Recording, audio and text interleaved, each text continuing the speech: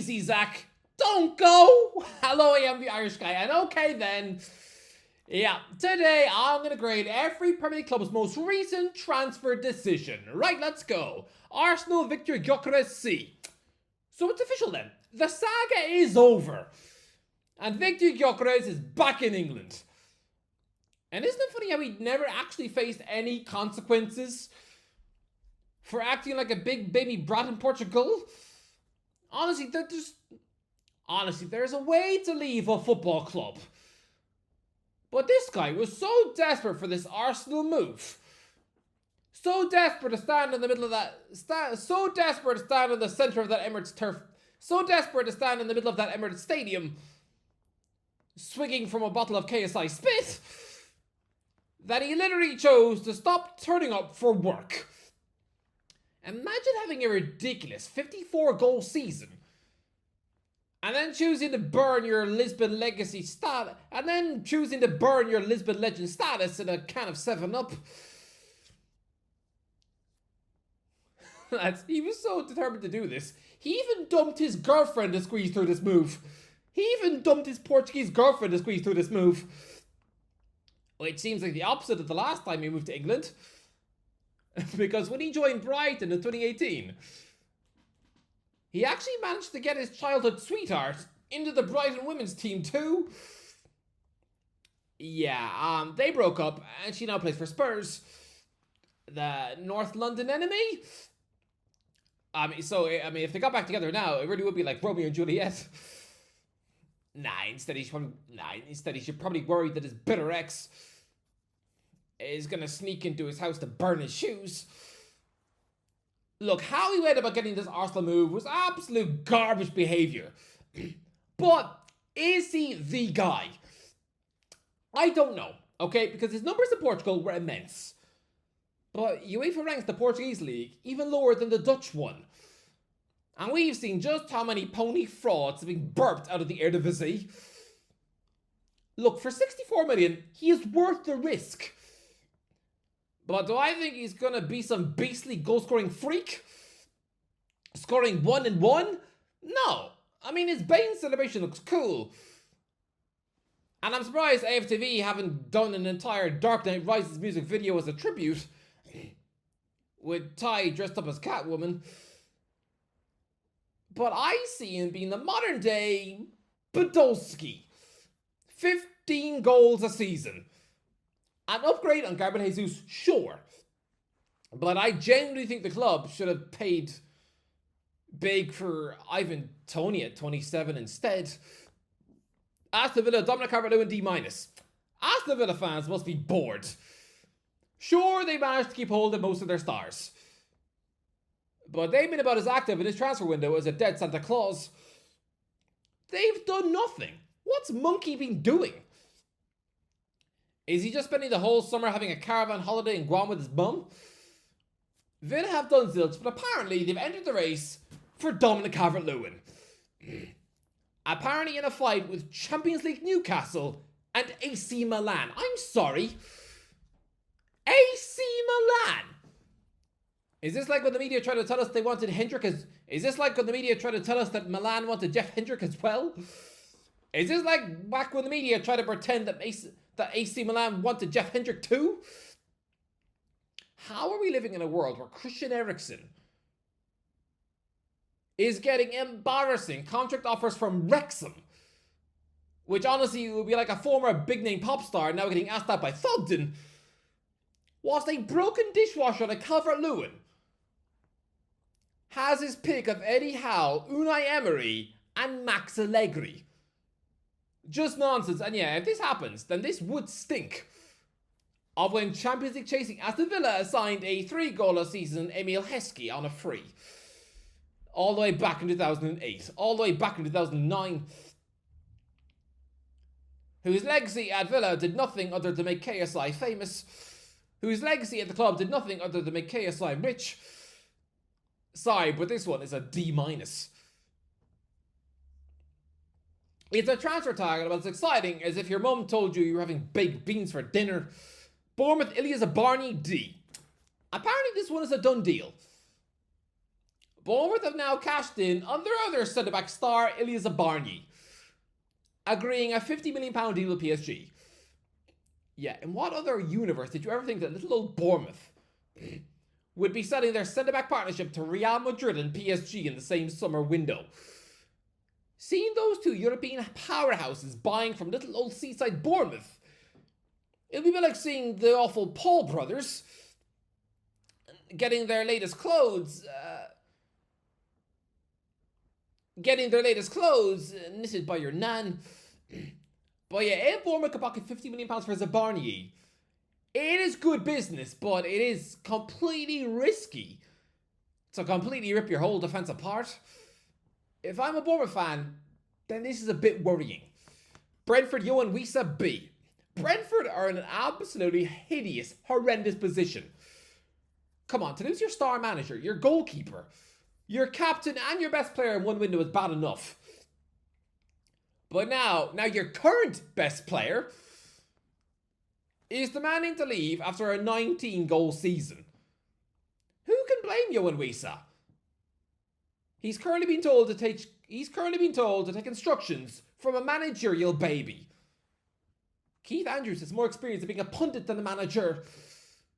Lads, I've spent more time eating yogurt off the pavement than Andrews has managing an actual match. And yeah, Wissa is being offered Champions League football at Newcastle. The Magpies have had a £25 million bid rejected, which is fair enough, but Wissa has now told the Bees chairman that he's not going to play for them again if they don't let him leave. He's prepared to just munch on cookies on the couch for the next year? This is ugly behaviour. I'm sorry, but Wissa is demonstrating the maturity levels of Tommy Pickles. Brentford are in an awful spot, but if I'm a B, then you should wait for Newcastle to pocket some Isa cash and then try and squeeze as much money as you can out of them for this Dr. Congo International. So rejecting the bids, it's actually sensible. Brighton, Pervis Esteban C+. Okay, firstly, I have to say that it absolutely makes my soul sing to see Evan Ferguson score 4. Yes, 4 on his Roma debut. That was more beautiful than a fat rainbow, but no! The last thing the Brighton have done in this window is sell their 27-year-old Ecuadorian international left-back Pervis Esteban to AC Milan for £17 million. Not a bad move for a guy who's never allowed to make his debut in his 4 years at Watford. Yeah, I'm guessing most of you didn't even know he was at Vicarage Road, but yeah. All of their crazy coaches clearly decided he was no better than duck cheese and put him out on 5 different loans. Look, he's a good defender, sure. But he's just become the 11th biggest sale in Brighton's history.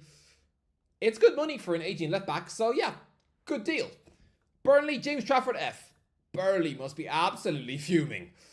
Out of every club in the world, the one they did not want coming in for their star goalie James Trafford was Man City. Because they're powerless to keep him and have to sell him on the cheap. Come on, Burnley were wanting close to £40 million off of Newcastle for their England international. But instead, City have exercised their buyback clause. It's technically a £31 million deal. So technically that would make Trafford the most expensive British goalkeeper to ever live. But because of City's sell-on clause, they managed to squeak it down to just 27 mil. It's a World Cup year and Trafford is choosing to sit on the bench. Considering Ederson's move to Galatasaray has crumbled into cookie crumbs. I mean, didn't Trafford leave the Etihad to actually play matches? Why is he taking a backward step to just be the FA Cup goalie? I don't get it.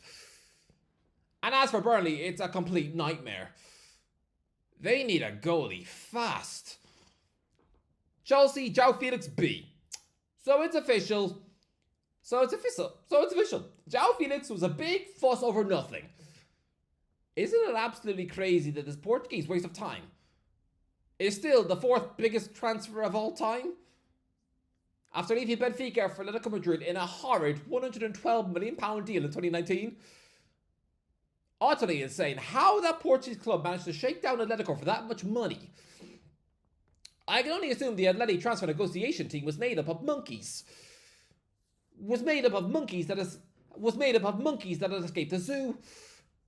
And once this deal is completed, a £43.7 million switch to Al Nassr, then, when you combine all of his transfer fees, then Felix will be the third most expensive footballer of all time, only behind Neymar and, weirdly, Lukaku. But his career has been completely expensive snot. It's been a mess since 2023.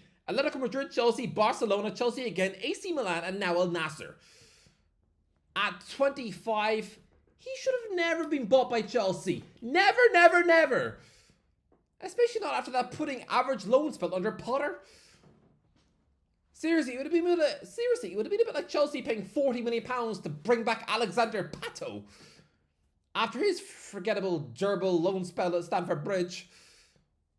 When he was a forgettable gerbil unknown at Stamford Bridge, where honestly, people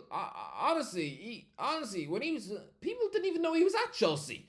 Honestly, when he was stopped in the street of London, people probably thought he was Spider-Man. People probably thought they were talking to Spider-Man. People probably thought they were talking to that guy who got... People were probably thinking he was that sacked Spider-Man. So yeah, to get most of your money back on this absolute soggy toffee pot, well done, Chelsea. Crystal Palace, Evan Gessansi. Nothing much is going on at Crystal Palace. But apparently they're closing in on a deal for Nice forward Evan Gessant.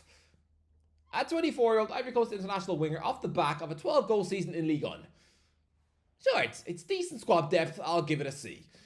Everton, Malik Fofana, A+.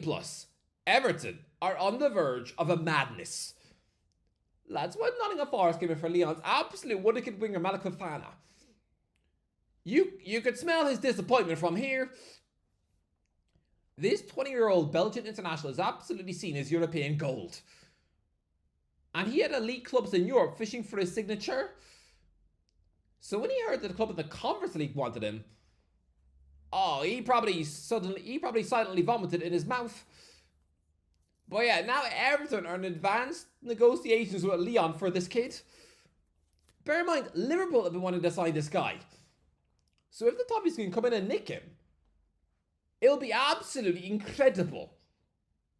But surely not. Because surely Fofana wants to get a Champions League club in August. But if this actually comes off, then Everton, wow. Fulham, Benjamin Lecomte, C.